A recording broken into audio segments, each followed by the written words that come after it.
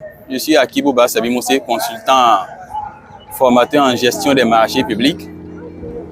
J'aimerais rapidement que nous puissions faire une réflexion parce que cela a été aussi l'objet d'une publication que nous avons eu à faire sur nos profils sociaux dans le cadre de notre programme de certification en audit et contrôle des marchés publics. Elle est relative au délai de validité des offres dans un processus de marché public.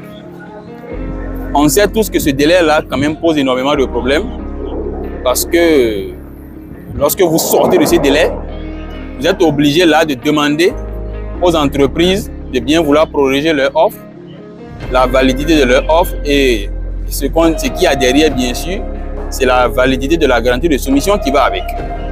Et vous avez 28 à 30 jours de plus par rapport à la validité de l'offre.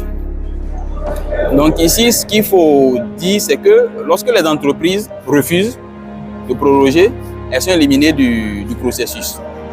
Est-ce que c'est la meilleure option en réalité? Est-ce que ce n'est pas trop facile?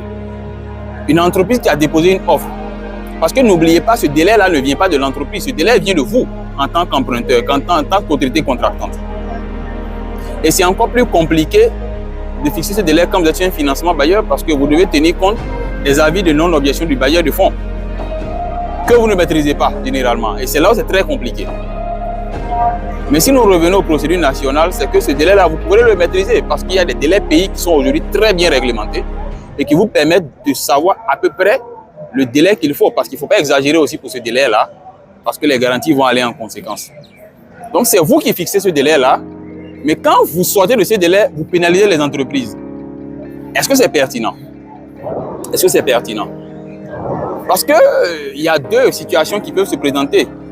Soit vous êtes sorti du délai de validité des offres parce que c'est un cas de force majeure, quelque chose, c'est une raison indépendante, il y a eu un blocage du processus ou quelque chose. Donc c'est un cas de force majeure, quelque chose qui vous échappe. Mais de l'autre côté, ça peut être imputable à l'autorité contractante si elle-même n'a pas respecté les délais.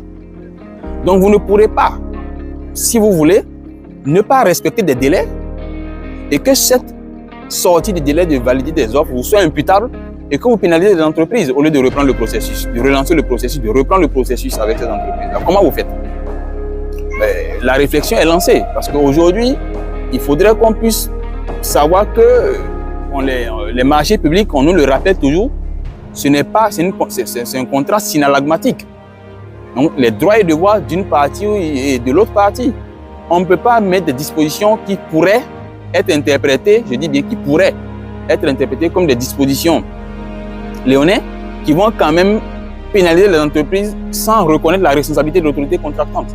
Ça doit aller dans tous les sens, ça doit aller dans les deux sens. Donc dites-moi, quelles sont les solutions que, d'abord, est-ce que vous trouvez cela pertinent?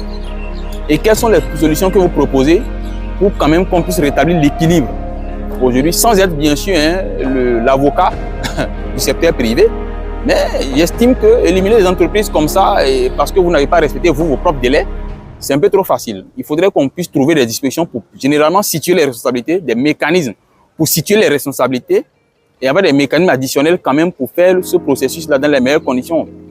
Parce que vous voyez, l'autorité contractante même, ce n'est généralement pas dans son intérêt.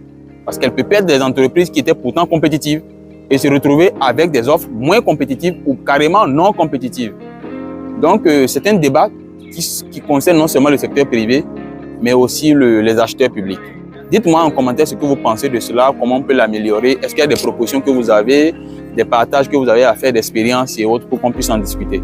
Merci beaucoup.